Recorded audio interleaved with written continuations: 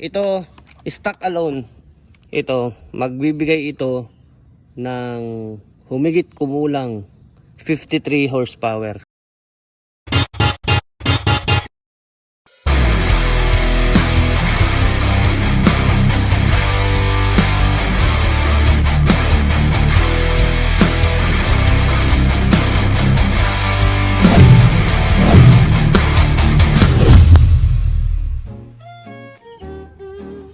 Uy, ano ka dyan?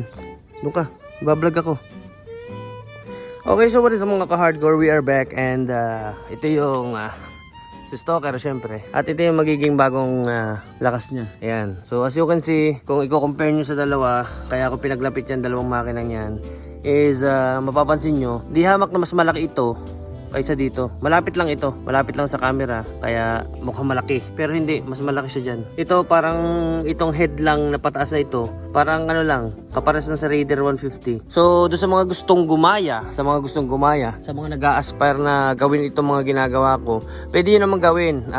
Paunahin nyo muna ako para magkamero kayo ng idea kung paano gawin. And doon sa mga naiinggit. Sa mga manahimik na lang kayo kasi yung iba dyan, kaya pilit na pinapanood ito, humahanga kasi gusto rin nilang gayahin. Ngayon, para hindi kayo magkamali, panoorin nyo itong mga ginagawa ko para magkameron kayo ng idea in case na gusto nyo magbuo ng katulad nito, mga ginagawa ko, mga engine swaps at saka mga sleeper bikes. Kasi yung concept natin is sleeper bikes na underbone. Tapos, ito, nung binili ko ito, meron na siyang kasamang mga kung anong anek-anek. Gaya nito.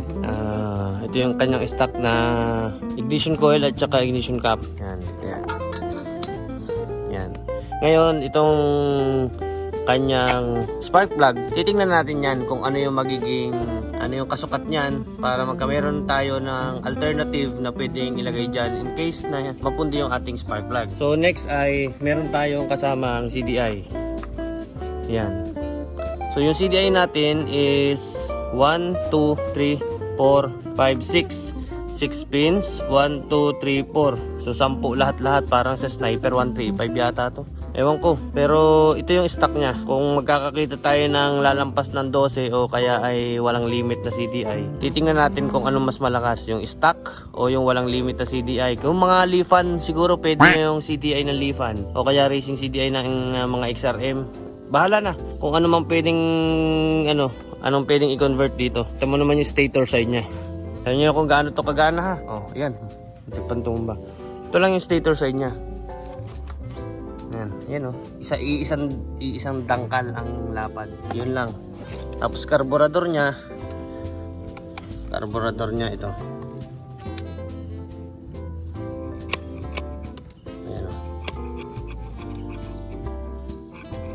Ganito kalaki yung carburetor niya. Halos kinonsume na niya yung buong part ng block hanggang head. Maliit lang siya, maliit lang. Ito yung stator side niya. Ayan kung napapansin niyo. Sprocket niya, kasama niya is wasak-wasak na syempre. Dito tayo mag-umpisa sa bungi. 1, 2, 3, 4, 5, 6, 7, 8, 9, 10, 11, 12, 13. 13T.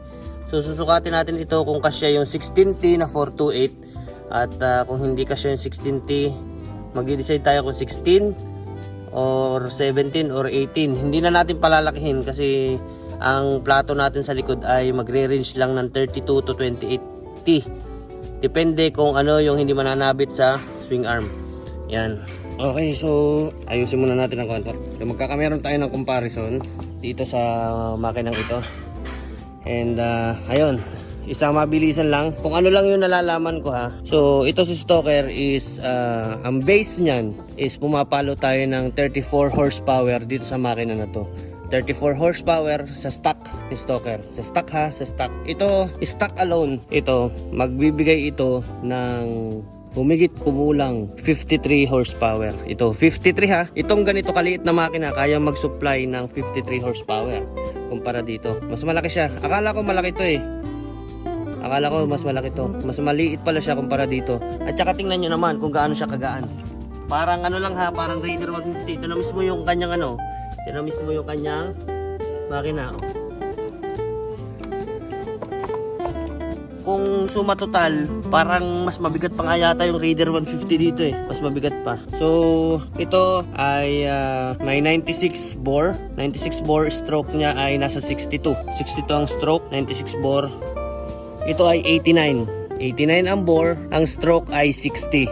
So pinataas ko yung stroke nito kaya nagka-leche-leche tayo. Pinapalo ko ng 80.4 ang kanyang stroke. Nagsala ang kanyang timing since ECU. Kahit na anong remap natin, hindi natin mahabol. Hindi natin siya mahabol. Kasi ang ating stock kasi yan eh. Stock. Kahit papaano, ang stock kasi, maririmap mo siya pero kahit papaano, hindi mo naman pwedeng isagad-sagad. Magsasuffer tayo. Ito lahat. Kaya ang ginawa ko, instead na ayusin natin yan, nag-add tayo ng panibagong ng may lakas. May lakas at the same time magaan. Kasi power to weight ratio, laging tatandaan, power to weight ratio, aerodynamics, mababa ang ride height. Yun lang ang kailangan mo para mataas ang top speed, mataas ang arangkada. Kung hinahanap mo ay speed. Kung hinahanap mo ay speed, power to weight ratio, at saka aerodynamics. Dalawa lang ang iyong power to weight ratio, aerodynamics. Yun lang ang iyong tatandaan kung gusto mo ng top speed at saka arangkada. Yun lang. Ulitin natin. Power to weight ratio at saka aerodynamics. Dalawa lang ang tatandaan nyo. Yan. So sa mga nagtatanong, ito, kung ano ito. So hindi natin to tatanggalin pag inilagay natin yan. Kasi ito may purpose daw pala ito. So may nag-comment sa akin, isang tropa rin. I-flash ko na lang yung pangalan, hindi ko na matandaan. So shoutout po sa kanya. So itong part na to, meron siyang additional na 10% daw ng power. 10% ng power ng total na ibinibigay nito ha. So ang gagawin natin ay katulad niyan. Pero ito, imagine niyo ito, nasa parte na to. Diyan sa babang yan. Hindi ko alam ang tawag dito eh. Basta ano ko na lang, ilagay ko na lang dito, i-edit ko na lang itong video. And ilagay ko kung anong ito at saka kung sino nagsabi sa akin. So ito parang galvanized lang yan. Ganyan parang galvanized itong anong ito. Parang yung ginagamit sa tune pipe, itong tambut yung ito. Ito yung pagka-materialis niya. Pero ang gagawin natin dito, it's either stainless o idaanan natin kay VMAX. Si VMAX yung nagagawa nito eh. Pinakamagaling magawa dito sa Pilipinas, VMAX. Ng tambutso. Okay, so VMAX baka naman. And ano pa ba? Ito ignition coil niya, papalitan natin ito ng ignition coil. Ang ilalagay nating ignition coil dito ay yung coil blaster, yung kulay pula. Yan, coil blaster ang gagamitin natin. Tapos konting update lang, ang chassis niya, yung pinaka-chassis niya ito, para dito is ginagawa na aluminum by Hamburg Racing kina Jesse Ulip tsaka kina Jun. Sina Jun yung nagagawa niyan, taga Mindoro. So shoutout po sa kanila. So yan yung mga gumawa ng chassis ni Axel Tevez, yung kanyang KR at saka nung kanyang KTM 450. So dun din tayo magpapagawa kasi magaan ang aluminum chassis. Yan. And at the same time, meron tayong pinagawa na personally designed na tangke. Tingnan natin kung mahahabol ba yung ating design. Ano pa ba? So ayun, isang mabilisang recap lang. So ito pala is DOHC, ito ay single cam. Pero kahit na single cam siya, okay naman siya. Kaya naman niya mag-crank up ng 53 horsepower. Samantalang dito, bare stock nito ay 34 horsepower. Pero ito ngayon, nung stock namin ito, stock remap tuned by Mototan, napapalo namin ito ng 41 horsepower. Pero stock yun ha. Stock, walang ginalaw. Stock yun. Meron pala. Nagpa-regrind tayo ng cams. Regrind cams, naka-port, tapos naglagay tayo ng velocity stock dito sa dulo. Yan. Kasi yung velocity stock na yan, nagpapataas yan ng higop ng hangin. Ngayon, pag nagpataas yan ng higop ng hangin, kukontrahin natin sa injector at saka sa ECU, sa remap ng ECU. Para hindi siya mag-lean, hindi siya sumabog, at saka tama lang yung ang kanyang air and fuel mixture na pumasok dyan. So, naitono natin ito na hanggang 41 horsepower, lampas 41.7 yata ito, kung if I'm not mistaken. 41 horsepower dito sa kay Stoker. Lumakas ng ganyan kalakas yung kay Stoker dati, and hindi pa rin tayo nakontento kaya ganyan ang nangyari dyan. 41 horsepower, stock, napapang araw-araw natin, dapat nakontento na tayo dati. Pero syempre hindi naman tayo perfecto, nagkakamali pa rin. So yung ating pagkakamali ay nagresulta dito. Ayan. Carb type nga lang siya. So carb type, tingnan nyo naman yung carb niya kung gaano kalaki oh. Grabe naman talaga yan. Ubus. ang gasolina. Parang natatapon ang gasolina natin dyan. Gaano kalaki yan? Palapad. Para humigop ng maganda yung hangin niya. Ipoport natin ito ng konti para mas tumakaw yung kanyang hangin. Syempre maglilin siya. Pag naglin siya, kontrahin natin sa jettings at saka meron tayong injector dito sa labas. Meron siya injector alone. Yung injector natin is dual, parang konsepto ng dual injector natin. Dito siya magmumula. Yan. Isi-switch lang natin yan dyan. Pag itong number 1, busina. Pag itong number 2, buhay ang ating injector, patay ang busina. Yun lang naman ang concept dyan eh. Okay, so hintay na lang natin yung chassis. Pag dumating na yung aluminum chassis natin, ay may ikabit na natin to. Tapos, pag naikabit na natin yan, try natin, paandarin na natin. So, ang kukunin lang natin halos dito, ito lang. Ito lang part na yan. Itong part na to, yung gulong sa likod. Kasi nagpagawa tayo ng swing arm na gawa din sa aluminum para mas magaan. Tambutso, kukunin natin tambutso. Yung part na yun lang. Kasi magpaparealign tayo ng panibago. So, 51mm na halos, pasimula dito. Pasimula dito sa parte na to. 51 na yan. Ito 51 na rin halos. Dito na mag-ano. Ito kung anong size nito, ito na lang yung hahabulin natin. Lalagay tayo ng ganito. Kasi sabi nila, meron daw 10% na dagdag ang power ng mismong makina. 10% na power malaki yun kung tutusin. Sabi nyo yun na internet. Kaya malay mo naman. Wala namang mawawala kung susubukan natin, di ba? Ito pa rin yung gagamitin natin radiator. Yung radiator natin yan pang KR150 yan. So minodify lang natin, nilagyan ng fan kasi para sa 4-stroke. And ayun, ano pa ba? Papagaanin natin siya as magaan as possible. So itong mga ito, tornilyo, yan.